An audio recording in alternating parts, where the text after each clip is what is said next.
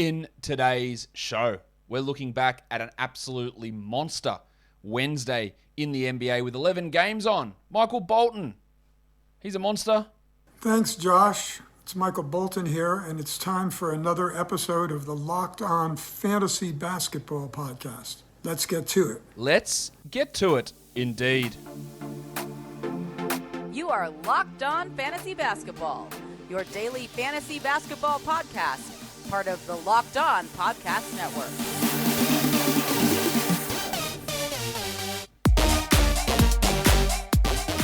Hello and welcome to the Locked On Fantasy Basketball Podcast, brought to you by Basketball Monster. My name is Josh Lloyd and I am the lead fantasy analyst at basketballmonster.com and at Yahoo Sports Australia. And you can find me on Twitter as always at redrock_Beeble and on Instagram at Locked On Fantasy Basketball. Today's episode of Locked On Fantasy Basketball is brought to you by McDonald's. Proudly serving communities since 1965, McDonald's has always been more than just a place to get tasty and affordable food. It's a place where friends and family from the community can come together. A big thank you to our friends at McDonald's for always being there. I'm loving it.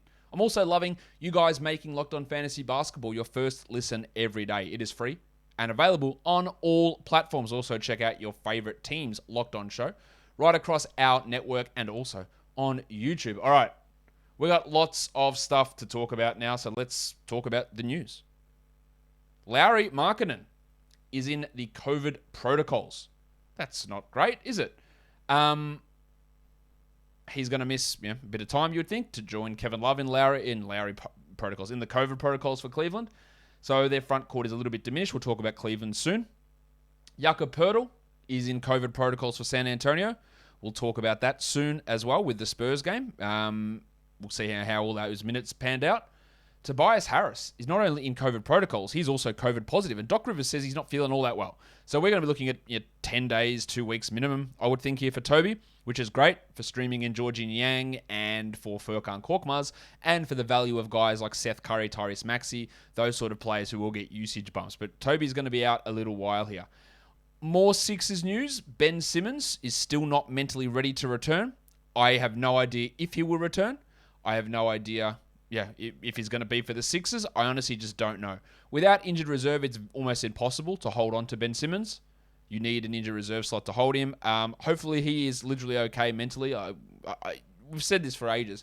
There's obviously something not right there, and that's part of the issues with the playoff stuff with him anyway. We just hope that he is okay, and I just want this situation to be settled, really. Davis Bertans sprained his ankle. He's not going to be day-to-day. He's going to be week-to-week. Not that that impacts much there, but with the Wizards also suffering an injury to Kyle Kuzma today and Rui Hachimura not available, I don't know who the hell their power forward's going to be. So do we get Gafford Harrell lineups? I don't know. It's going to be some weird stuff. More Denny Avdia, something to watch. Donovan Mitchell is questionable with an ankle injury that he did hurt on Tuesday. He played out the game with it, played out the entire second half with that sore ankle and put up some pretty good numbers. But yeah, it's a worry that he's listed as questionable. Dylan Brooks, his return is imminent. I can't wait to be disgusted by the stuff that he does in the offense. It's going to be great to have him out there with a 26 usage and 51 true shooting. That's going to be awesome. Can't wait for that to happen, but it is coming soon. In a points league, he is a must grab. No, don't drop Melton, don't drop Bane. We want to see how they coexist. In a category league, I'm a little bit lukewarm on adding Brooksy, but it's an option. And just before I went to air and recorded this, some news came out on TJ Warren. He's out of his boot. He's not going to be back in days. He's going to be still weeks away, but I think not months. So to me, that's like 6 to 7 weeks, which pushes us close to Christmas for Tony Warren's return. So if you do have TJ Warren, that's sort of the expectation, I guess. The most traded player in the last 24 hours is the one and only Maga Porter Jr., who we know has struggled massively this season with shooting percentages, which are going to come up. Usage, not sure if it's going to come up, and just general lackadaisical effort. These are the trades that have gone down for Porter recently. For Jarrett Allen. That's a massive buy low on Porter if you believe the value that we thought he could have at the start of the season, which I'm not sure he's going to have anymore. I still probably would prefer Porter, but that's not... the way Allen's playing, the way Porter's playing, there's a decent chance that Allen is better than Porter this year. For Gordon Hayward, that's an interesting one. I would take Porter there. For Miles Bridges, I would take Bridges every day of the week. We did a Watfo. That was the first Watfo that Miles Bridges finishes ahead of Maga Porter in fantasy rankings. I'll take Bridges there. And for Terry Rozier, I think that's a pretty interesting one as well. I probably would take the upside of Porter. I don't think Rozier has that level of upside, but there's still like a 50-50 chance Rozier ends up the better player this year. But I probably would lean. Who would you take? If you are on YouTube here, drop the comment below. Allen or Porter, Hayward or Porter, Bridges or Porter, or Rozier or Porter. Sorry for all of the Hornets there, Hayward, Bridges, and Rozier. Didn't realize that until just now. But you can go and drop in the comments below which side of those deals you would end up taking. It's time for Watfo. Again, shout out to Nate Duncan and Danny LaRue, who did popularize the Watfo segment in Basketball World on their Dunked On podcast, and Nate graciously let me use the segment here as well. So my Watfo for today, thanks to Adam Farr, who put that out for me in the YouTube comments. And for tomorrow's Watfo, drop that in the whatever you want in the YouTube comments below. His Watfo was a double barreler. He said, what are the odds that Scotty Barnes wins the Rookie of the Year and finishes in the top 50 for fantasy? Barnes is the 76th ranked player at the moment. I think the fact that it's a double barrel, you've got to have two parts to hit. It's already below 50% for me because you've got to have both of those things hit. I don't think that he will... Which one of those two is most likely? Probably Rookie of the Year. I don't think he finishes top 50. And I think when all is said and done, he will not win Rookie of the Year, but he probably is going to be top 3. I still think Mobley has been better. And then you still got Cade to hopefully play better. Jalen Green can improve.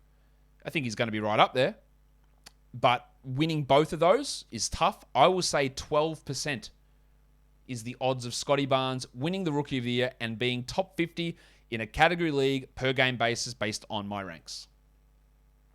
So thank you, Adam Farr, for leaving that Watfo down below. Now, normally this is the time in the show where I would do the most added and dropped players. But I'm not going to do it on today's show because we just did a waiver wire show a few hours ago. So it's pretty pointless to see a trickle of guys coming. We'll go back to that tomorrow and do the adds and drops there. But if you want to see the most added and dropped players, go check out this morning's or the earlier in today's waiver wire show and you will get the full details there. But what you can also get the full details on is the best place to place your bets for football and basketball and any other sport. And that is, of course, the new and updated website of betonline.ag. BetOnline is the #1 spot for all of your basketball action this NBA season. So head to that new updated site, make your first deposit, and you get a 50% welcome bonus by using our promo code LOCKEDON. From basketball, football, NHL, boxing, UFC, right to your favorite Vegas casino games. Don't wait. Take advantage of all of the great offers that BetOnline has for the 2021 season. BetOnline is the fastest and easiest way to bet on all of your favorite sports. BetOnline is where the game starts. Getting all of the parts that are available for all of the makes and models of cars into a local chain auto parts store is impossible. There's just too many of them. And it's an unpleasant experience going to one of those stores, maybe not knowing what you're doing, or having to wait to talk to the bloke behind the counter just so he can rip you off. Who wants to deal with that? Go to rockauto.com. Rock Auto is a family business serving online do-it-yourselfers for over 20 years. Whether it's brake parts, tail lamps, motor oil, or even new carpet, Rock Auto has everything that you could need to help fix your own car. So go there, rockauto.com, check out their catalog for everything you need for your car, and once you've filled up your basket, in their How Did You Hear About Us box, write Locked On, so that they know that we sent you. Amazing selection, reliably low prices, all the parts your car will ever need, rockauto.com. Okay, let's look at Game 1 in the NBA. The Cleveland Cavaliers, they do it again, beating the Portland Trailblazers, 107-104. Let's start with Rob Covington. 30 minutes is encouraging, and it starts off the box score looking shit, 6 points. But 2 threes, 7 rebounds, 3 steals, and a block. That is the Rob Covington special. You know, I've said it a million times that every time that he starts off slow, he comes back strong. Is this another one of those times? I don't know. I am not 100% convinced that he is going to turn it around and go back to being a top 80 player. If you want to hold him, by all means. If you want to drop him, by all means. Larry Nance, I thought there was a chance with Covington struggling that we'd just see more of Nance. We got a little bit more. But his revenge game ended in 0 points in 21 minutes with 5 rebounds and 2 assists, and he is now the 197th ranked player. It is very hard, given his role, his minutes, for me to look at him as a must roster player, and I think limited upside. let's talk Damien Lillard, who on the surface, 26, 3, and 8 with 2 steals is a really, really good line. Lillard's the 70th ranked player this season. Why? Because nothing goes in. 37% from the field on 27 attempts, 60% from the line. He was 3 of 12 from deep, and at the end, he just had horrific sequence after horrific sequence. Front rim to 3. Went up for a layup, and Evan Mobley just Jack Armstronged him, really. It was weird. Get that garbage out of here! Mobley just smashed it out. He just looked like he couldn't do anything. Now, I don't know if the abdominal issue, which he keeps denying is bothering him, but something's wrong. You can tell me he's had slumps like this in his career before, but he hasn't. Not really to this level and this extensive. Something's off. I don't know what it is. Jusuf Nurkic. No question about it. I am ready to get hurt again. It's really frustrating with Nurkic because we see it. We see him play. We see the Blazers be better when he is out there. And we hear Chauncey Billups say shit in the preseason like, well, we're going to change things, Nurk. We're going to get you more involved. You're a key part of the offense, which honestly should be true because he is. And then we see this nonsense that's going on.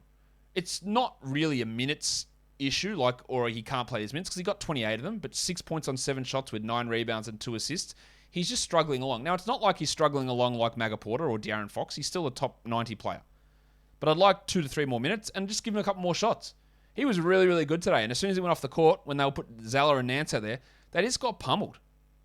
It is a frustrating scenario. I am holding on to Jusuf Nurkic. McCollum had 21 points on some bad shooting, but 7 rebounds and 6 assists is all right. Well, Simons did his thing, 15 points. He also did his thing with 0 rebounds and 1 assist. He is a points and threes option with not a huge amount else. On to the Cavs. They were without Larry Markkinen and Kevin Love and Isaac Okoro.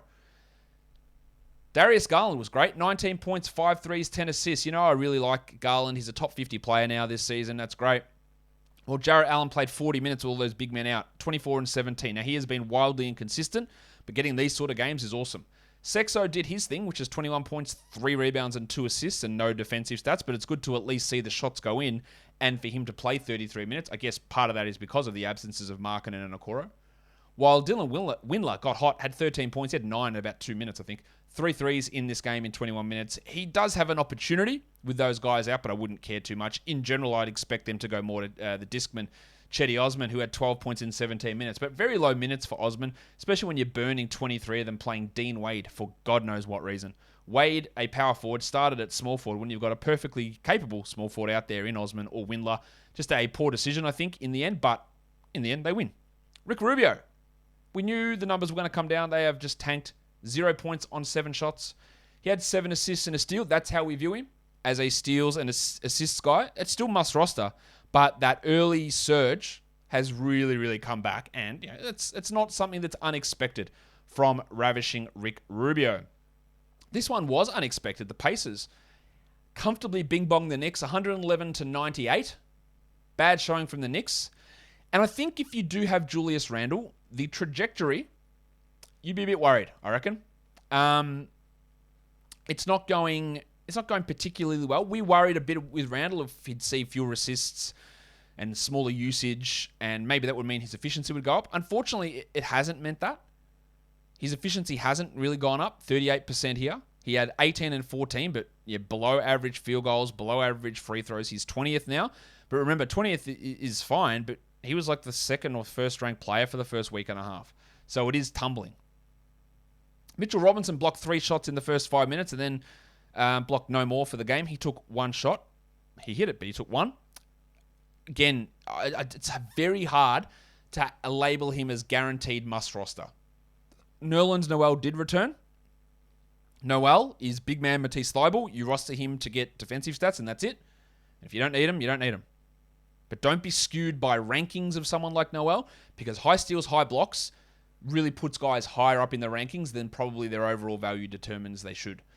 As for Kemba, 18% shooting is dreadful. He had 4, 4, and 4. While Rowan Barrett had 23 points, and again, that looks good, but it came on 40% shooting with 71 from the line, with no steals, no blocks, 5 rebounds, and 3 assists. And this is why, at times, he can be up and down for category leagues. He's been scoring really well, and prior to this game, the 2 prior to this were really good shooting numbers.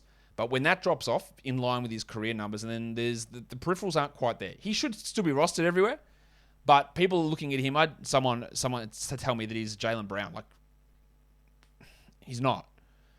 He's not. Like, there's just not enough. But I understand that Jalen Brown did suffer some inefficiency issues early in his career, much like Barrett, with a lack of those defensive sets. And that's why Brown was always outside the top 100. And he did take those big steps forward. Whether Barrett can do that, that still remains to be seen. But he was not at his greatest here with the overall fantasy line, but the scoring was good. Fournier had 14 points in 29 minutes, while Alec Burks added 3 steals and a block in a little bit of a cameo performance. Now, on to the Pacers. This was a team where I had a lot of question marks about them heading into the season. I just didn't know how things were going to work. I still don't know how things are going to work. Domantas Sabonis, who, like Julius Randle, was right at the top of the rankings early on, and another poor performance. He's down to 16th now, but remember, this is a guy that was right up there early on the back of like 41 minutes a game, but it's coming down. And we didn't know whether Rick Carlisle would just put the ball in Sabonis' hands the way that Bjorkgren did. And the answer to that at this point would have to be no. 10 and 7 in 34 minutes, only 3 assists, no defensive stats, 8 shot attempts. It's trending in the wrong direction. Yeah, I was much more out on Sabonis again than others were this year, because I just had that, I was scared of what Carlisle would do in that offense. And we'll see. Big game from Myles Turner, but he could play 20 minutes next game.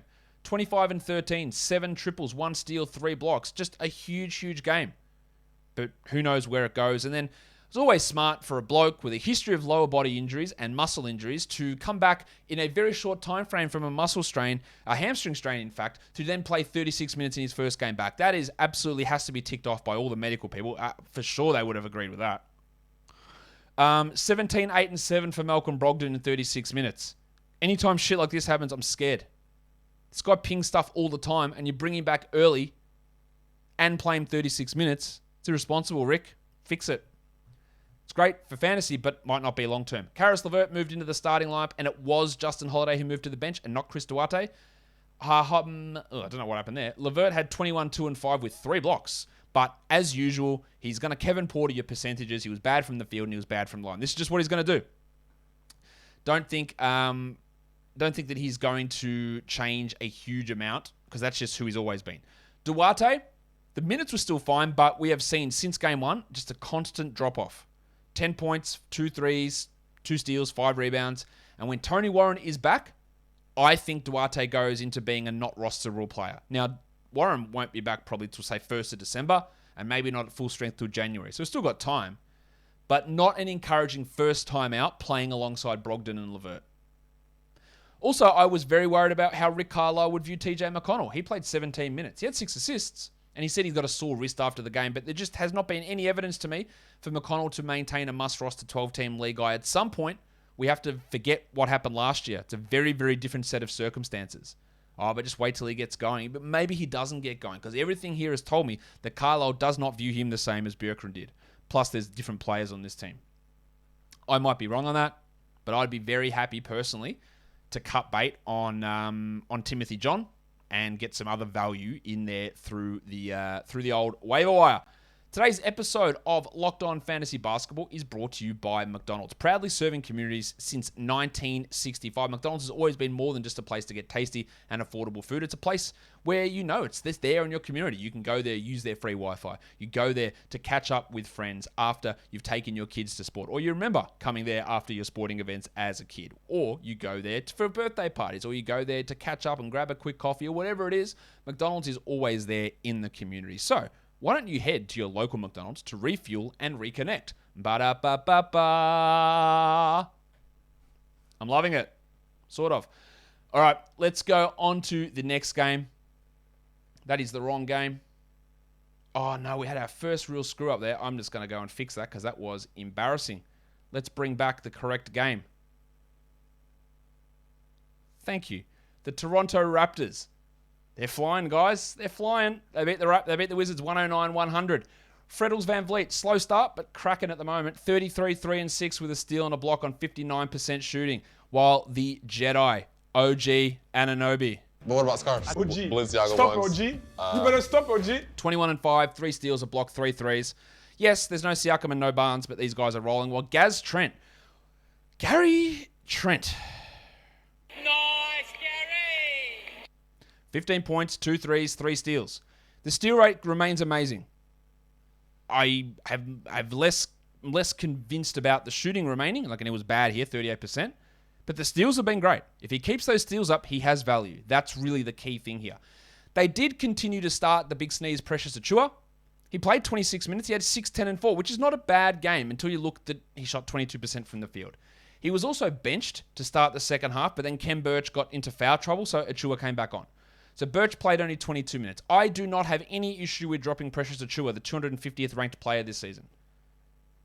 Nick Nurse again said at the start, he earned that spot in training camp. And as I said on the live stream today, who was he battling against in training camp? Because Kem Birch wasn't there. He Jian Lianged it against the chair. He wasn't going against anyone for the starting spot. So he won it. That's cool. And he's going to hold on to it, apparently. That doesn't mean you need to roster him for fantasy. The wiki, Chris Boucher, 17 minutes. Guys, you just got to drop him. He's rostered in far too many leagues. You know that I was down on him heading into this season. I'm more down now. He's got to go. You can't be bothered rostering him now. There's just no point to it. While for the Wizards, there was no Rui Hachimura. There was no Davis Bertans. And then Kyle Kuzma went out. Maybe he should have gone out earlier because he had 2 points on 1 of 10 shooting. He went out with an arm contusion. If he is out, it's going to have to be Avdia who starts at the 4. Now, Denny's not playing particularly well himself, 11 and 6, but it could be some stream value there in 14-team leagues. Beal had 25, 7 and 7, while we got 27 minutes of Montrezl Harrell. Now, he put up numbers, 15 and 10 with 3 blocks, but this is what he does. It was helped by him going 9 of 10 from the line, but those 34-minute nights, they're done. They're a thing of the past. Gafford played 21. He had 9 and 4. I am still holding Gafford. I'd like to see a little bit more come defensively, but I am holding. Well, Dinwiddie, he was on my sell high show, and the last 2 games have been bad, which I guess justifies me having him there. 12, 2, and 3 with 2 triples for Spencer. We don't drop him or anything like that, but it was pretty hard for me to see a scenario in which he was able to continue playing at the level that he was before. So let's go on to the next game. It is the Boston Celtics and the Orlando Magic. The Celtics win at 92-79 after their players-only meeting. Boston were up big, and then Magic came back, and then Boston had to put their starters back in for a bit. Let's talk Al Horford, who continues to dominate. Al Horford is, unbelievably, the 10th ranked player this year. 12 and 12, 7 assists, 1 steal, 3 blocks. I don't know how he's doing it. I don't know how it's going to continue. But maybe it does. He's ridiculously good. He's doing everything. He looks like, at times, the Celtics' best player. It's really confusing. So I don't think he's a sell high for this very reason. You won't get back value anywhere close to what he's currently doing. I don't know how to value him. No one else does. So just enjoy it. Just ride it out. JB, you've done it again. Jalen Brown had 28 points in 32 minutes, while Jason Tatum, just a gigantic buy low. He cannot hit anything. He looks horrendous. He looks like the guy that I was worried about heading into out of his draft year, right? Where I was like, I'm not sure about this guy. It just looks like very average right across the board. And then he just went gigantically high on usage with high efficiency. And the high usage is stuck, but the efficiency's gone. 14 and 6 with a steal and 2 blocks on 25% and 63 from the line. He is so far out of his comfort zone, and he's taking bad shots. It's just whack at the moment, and I don't know why I said whack. But yeah, there you go. He is a huge buy low. Dennis Schroeder, last 2 games, 8 points in this one in 26. Last 2 games have been terrible is what I meant to say. 8 points in 26 minutes, 36% shooting. He did really jump up. I'm not convinced he's going to remain must roster with everyone healthy. While the Rock DJ had 12 and 6 and a block, and Marcus Smart had 8, 4 and 4 with a steal and a block. Smart continues to struggle with shooting the ball. It's just horrendous, but he is providing value in other areas. Not much else to talk about, though, with the Celtics. On to the Magic. Just a horrific scoring night overall, just 79 points. But Wendell Carter Jr. had 13 and 13 with 2 steals and 2 threes and 4 assists. This is the Wendell Carter Jr. that I really loved in the draft at Chicago, and shit all over Boylan for not playing him and ruining his confidence. And we're finally seeing it. I think they will start Carter over Bumba when Isaac returns, but he is putting together the promise that I thought he had. Bumba was all right here. 5 points on 17% shooting is dreadful, but 10 rebounds, 2 steals, and a block's all right. While it wasn't a great game from Franz Wagner, just 9 and 3, but he remains a hold. I still think if you draft a rookie guard late, you got to be patient. You got to know this is happening. Suggs had 10 points on 29% with 3 rebounds and 2 assists. He's the 176th ranked player. But if you drafted him, I think you just got to hold. If you want to drop him, I don't think there's any problem with doing it if you want to. I personally wouldn't, because I know what I'm investing in. I'm investing in a guy that hopefully pushes into the top 70 in December. But we're not there yet.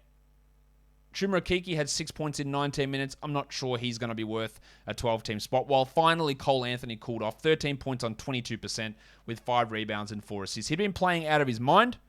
Again, the unknown of what happens when Fultz returns. Magic people still tend to think that Fultz will get that starting spot back. But I don't know.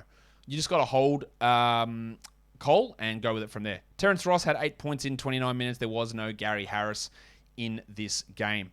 Let's go on to the Chicago Bulls and the Philadelphia 76ers. The Sixers win at 103-98. The Bulls, as usual, started slow.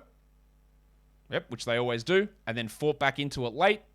But it was a little bit too late for that to actually mean anything. 103-98. DeMar DeRozan continues to be unbelievable. 37-10. He's taking tons of shots. He gets to the line a lot.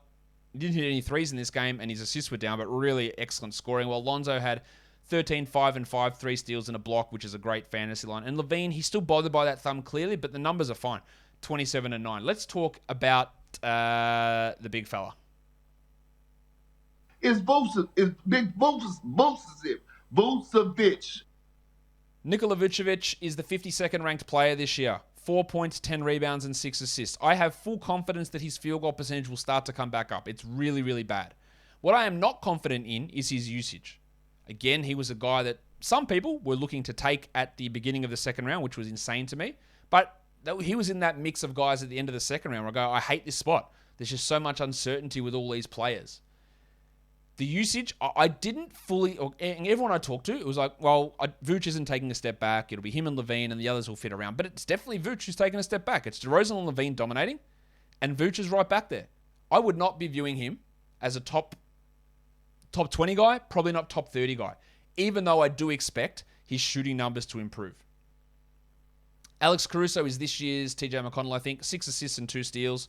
He's going to get a big role most games. Well, Derrick Jones Jr. added 2 steals and 2 blocks, and he can provide value in those categories. Javonte Green added 2 steals in his 23 minutes as well. For the Sixers, no Toby Harris, no Dan Green, no Ben Simmons, and a below-average Joel Embiid who had 18, 9, and 7. He did have a game-saving block, but 33% shooting on 18 attempts and 5 of 9 from the field is a disaster. He's the 35th ranked player, Embiid. We'll see whether he plays tomorrow. It is a back-to-back. He has played in one back-to-back set already, so we'll see. Seth Curry, 22, 5, and 3. While everyone's out, he's got great value. But once everyone's back, then the value disappears. The painter, Matisse Thybulle, played 38 minutes for 3 steals and 2 blocks. The 2 threes are a bonus. The 8 points are a bonus. You're just having him for those defensive stats. While Georgie Niang, another great game. 18 in 32 minutes, 4 triples. He probably should be rostered in the short term. Same with Furkan, who had 11 and 5 and a 1-1. Both of those guys have short-term 12-team league value. Not a great night from Maxey, 14 points and 6 assists without hitting a 3. But with everyone out, again, he still remains a rosterable player. Who knows what the hell happens with Ben Simmons. And this is the sort of game that I was worried about if you hold Andre Drummond. Now, if Embiid is out, Drummond's great. But 2, 5, and 3 in 14 minutes, having a guy that plays 14 minutes majority games, it is hard. It is hard to justify that as must roster. But I think with Embiid struggling, a back-to-back coming, we still hold Drummond just for the short term at this point. The Atlanta Hawks and the Brooklyn Nets. Nets get the win. 117-108. Best game of the season by a mile by DeAndre Hunter. Really, really good. Hunter had 26 points with 6 threes. Now, before we start going the double-handed Danish backhand, he shot 91%. He still only took 11 shots. So say he goes 5 of 11, then he's probably like 14 points with 2 rebounds and 0 assists. And we're all out there going saying, oh, that's shithouse. So don't be fooled. 91% is not going to happen. He won't hit 6 threes or 26 points. If you want to have him in a 12-team league, by all means. But I just don't think he's going to push and blow through the top 120 or anything like that. Capella looks like he's back after I gave him a rev up on the sell high, or buy low show. 13 and 16 in 33 minutes. Well, the Baptists, big minutes for Johnny. 37 minutes, 13 and 12, 1 steal, 2 blocks. A little bit inefficient, but good numbers nonetheless. And Trey had 21, 9, and 10. Unfortunately, he shot 27%, which is ghastly. Vanderpants played 23 minutes for 16 points, while Cam Reddish, only 19 minutes for Reddish. Now, he's been playing really well. He did not play really well here. 2 points in 19 minutes on 1 of 6 shooting. I think he's absolutely okay if you want him at the end of your roster, but what he was doing earlier this season was completely unsustainable. And when Hunter got hot, we saw the reddish minutes push down and the shots just didn't fall. So don't be expecting the huge thing. Like, he's absolutely fine to grab, and this is one down game, but it does leave you to, well, these are some worries about where this can all go with him. It was a poor start to the game from Jimmy Harden, but he ended with 16, 4, and 11, a steal and a block and 5 triples. He's still the 13th ranked player this year, while Durant had 32, 7, and 5, a steal and a block. I don't think Harden's fully right from his hamstring. He's still a bit of a way off there, but it's good to see that. Joe Harris hit 6 triples. That was all of his 18 points. Don't make it. What am I trying to say? Don't add him. That's what I'm trying to say. I don't think this is anything that we look at and go, oh, Joe Harris is back. Like, yes, he got some good looks. He hit some shots, but he's a 3-point specialist. That's really it. Aldridge had a stinker, and Patty Mills also stunk. Actually, that's not true. Mills didn't stink. He was 14, 3, and 6 with 4 threes. But those guys are absolutely fringe guys and streamers, not must rosters. While the Shark, Bruce Brown, Baby shark, 2 steals and a block. That's why you have Brownie. He's a fringe 12-team league guy, while Bembry's role obviously has dropped off with the return of Paul Millsap, who played 12 minutes in his return from paternity leave. All right, let's go to the next game. The Clippers on the road, big win for them, beating the Minnesota Timberwolves 126-115. Paulie George was great once more, 32, 6, and 8. Steal and a block. He remains excellent, 3rd-ranked player this year. Finally, the shots went down for Reggie Jackson. This is what I've been talking about, why I would continue to hold Reggie, because he's getting a lot of minutes and a lot of shots, and at some point they're going to go down. 29, 5, and 8 with 7 threes. It won't go down at this level. That's 61%, but it's super encouraging. While Batum also had 6 threes for 20 points. Terrence Mann had a hard fall, hurt his ass. His tailbone, sorry. Coccyx. 17 points for him, probably his best game of the year. I wouldn't be rushing necessarily to add him, but that was solid. While Bledsoe had 7 assists, a steal, and a block, and 6 triples. He probably is a drop, while Kennard struggled for 5 points. Big minutes for Ivica Zubats, 34 of them, in fact. 10 and 6 with a steal and a block. That's solid, but when you're playing 34 minutes, I'd like a little bit more. I do not think that Zubats, the 244th ranked player, is worthy of being a 12-team league rosterable player. Not much else to talk about here with the Clippers, I don't think. For the Wolves, Goose, Anthony Edwards. He did have a trip to the locker room with a knee issue, but returned, played 38 minutes, had 28, 3, and 6, 3 steals and a block. A really, really good game. And Townsy had 18, 11, and 3 with 4 steals. Big games from those two, while Patrick Beverley, in his revenge game against his former team, had 10 points. He also had 10 rebounds and 8 assists, and he is a short-term ad for sure, without D'Angelo Russell. Beasley, I like him as a short-term ad as well, 14 points and 4 threes, while Vanderbilt moved to the bench, but played the same minutes, because Josh Okogie, honestly, is not really an NBA rotation player. Okogie started, played 11 minutes. He did have 11 points, but he's just not good out there. And Vanderbilt had 8 rebounds with 13 points. If you're looking for rebounds, Vanderbilt is that guy. While McDaniels, it's very hard to have him rostered. In fact, he's a clear Jack Armstrong, I reckon. If I can find it. Yes, let's go. Get that garbage out of here! Yeah, he can be dropped. 5 points with a 3, a rebound, and a steal for Jaden McDaniels. Obviously not very good stuff going on there with him. If you want to talk not very good stuff, let's talk about the Denver Nuggets. They lose to the Grizzlies 108-106. Maga Porter Jr. had a stellar 12 points. At least he hit his shots, 50% of them, but no threes, no assists, 1 steal, 0 blocks, 11 boards, missed his only free throw. Continues to be shithouse. The 173rd ranked player. He is a buy low, but do not view him as a 2nd round guy or a 3rd round guy, maybe even a 4th round guy. I'm looking at him as a guy maybe, like, he just seems so disinterested.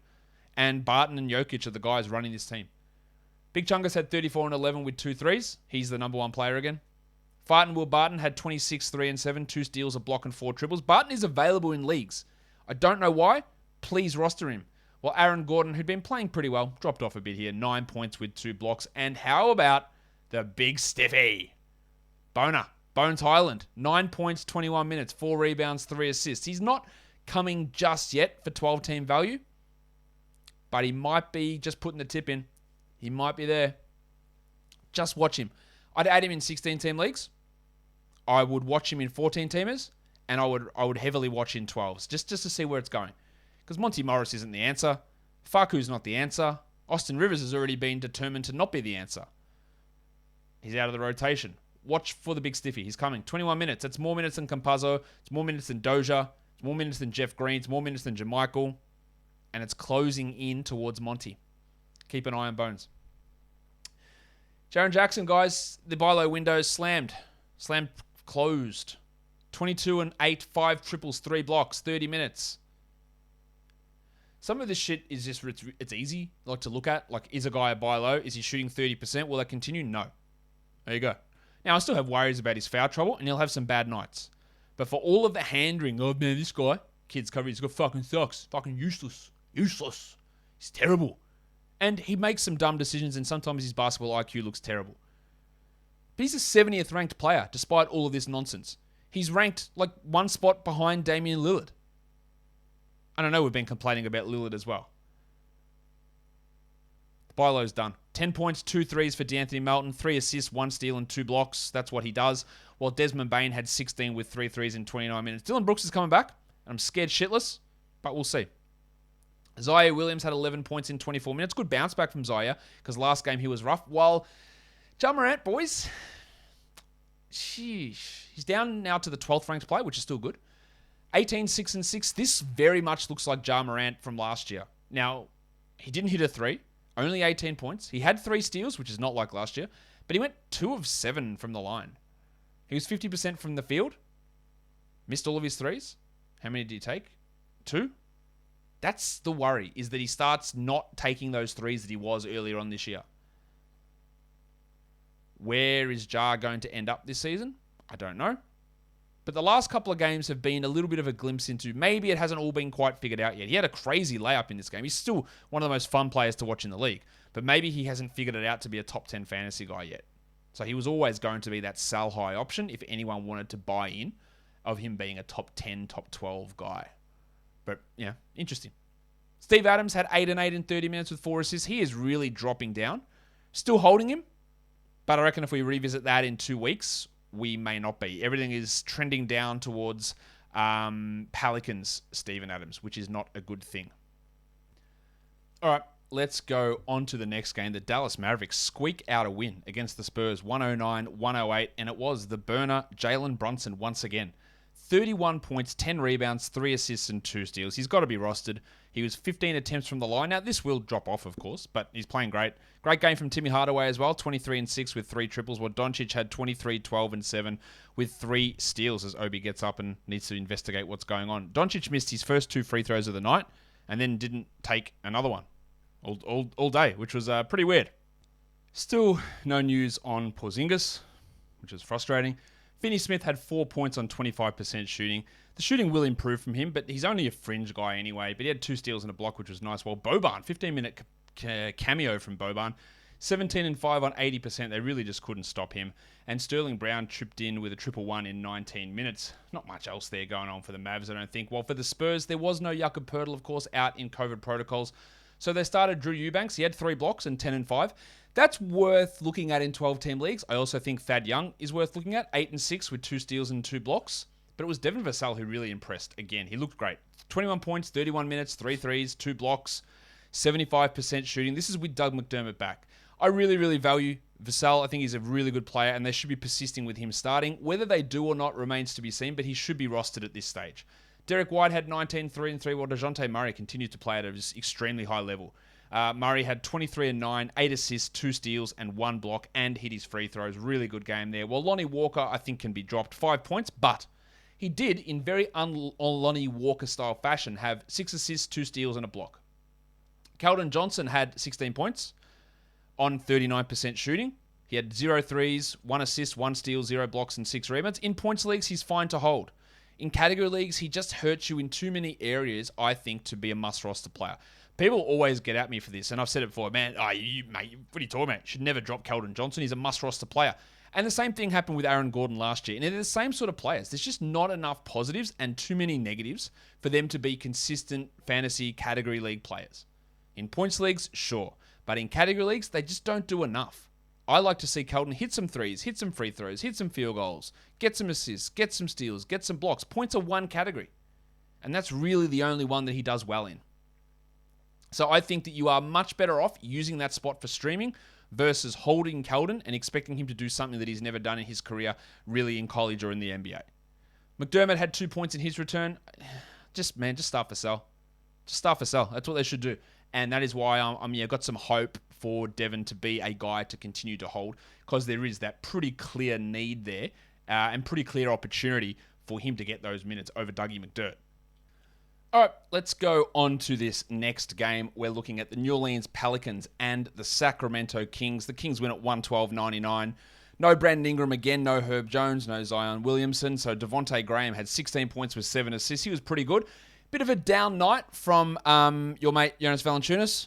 Jonas Valanciunas. Just shot poorly, 39%, but 14 and 11 is fine. While Garrett Temple had 12 and 9 with 2 blocks in a spot start. I don't know why they persist with starting him. They're not going anywhere. Just play Trey Murphy. This bloke's 35 years old. I don't need to see him out there for that long, but those numbers are okay. So I guess in a deeper league, you could consider streaming if you need it.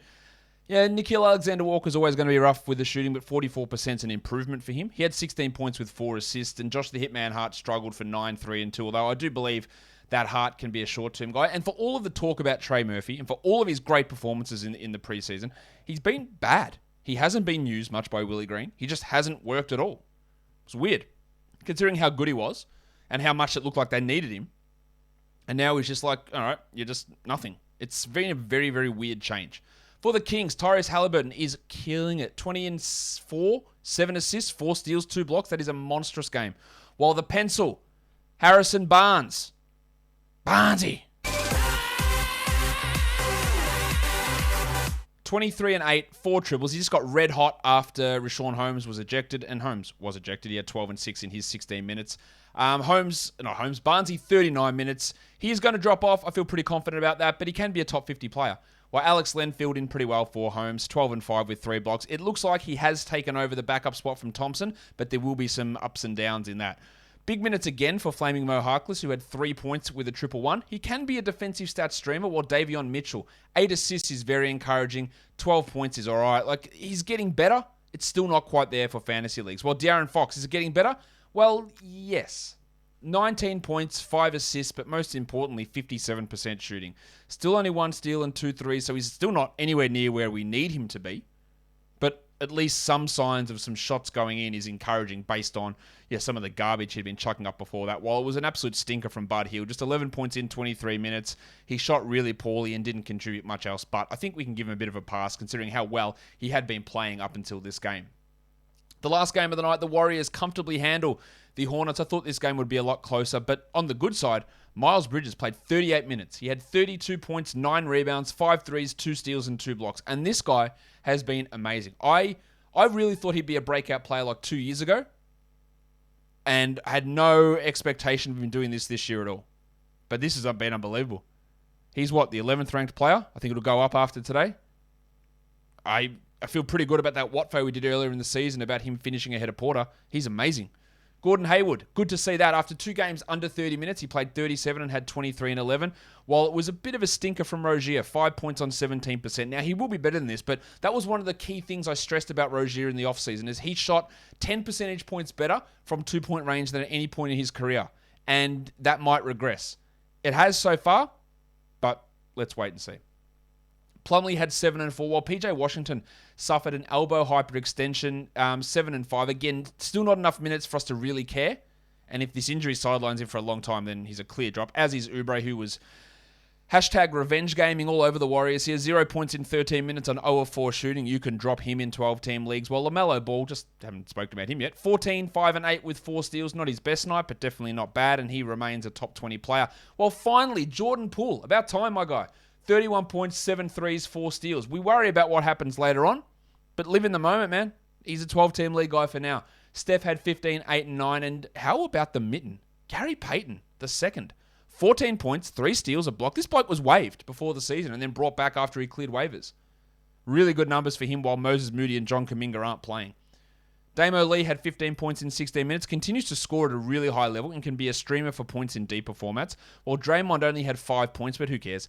10 rebounds, 8 assists, 1 steal. Poor percentages, but otherwise okay. We still have to see how James Wiseman ends up fitting into this rotation. I don't believe that he'll be a 12-team league guy, but the path for him being that, you can see it. I just don't think that it's going to happen necessarily. Well, Nemanja Bjelica had 8 points with 2 triples. And remember first game where he was putting up those big numbers? And didn't continue, pretty obviously. Let's look at the top players in fantasy for today before we get out of here. 9 category leagues. Myles Turner at 1, Paulie George at 2, Big Chungus at 3, Miles Bridges at 4, Reggie Jackson 5, VanVleet at 6, Halliburton 7, Goose Anthony Edwards at 8, Al Horford at 9, and the swimmer Jordan Poole at number 10. And if we look to deeper leagues, we've got Nick Batum. These are under 50% rostered. Batum, he's a streamer. Beverly, I think, is a rosterable guy. Devin Vassell, rosterable. Gary Payton, probably not. Alex Len, probably not. Remember, Holmes was ejected. Alec Burks, no. Thad Young, worth an ad. Patty Mills, streamer. Kevin Huerter, no. And Cleveland's Kevin Huerter. Dylan Windler was the 10th best guy ranked under or rostered under 50% of leagues, and I don't think we need to care too much there outside of very deep formats while they are dealing with injuries. And then for points leagues, number 1 was Nikola Jokic, then Miles Bridges, Myles Turner, Jared Allen, Tyrese Halliburton, DeJounte Murray, Jalen Brunson, Kevin Durant, DeMar DeRozan, and Luka Doncic. And that will do it for me today. After 11 games, I'm buggered. We're going to get out of here. Follow this podcast, Apple Podcasts, Google Podcasts, Stitcher, Spotify, and on the Odyssey app. But if you're here on YouTube, thumb me up, one on each side. Drop a comment down below. Ring the notification bell. Guys, we are done here. Thank you so much for listening, everyone. See ya.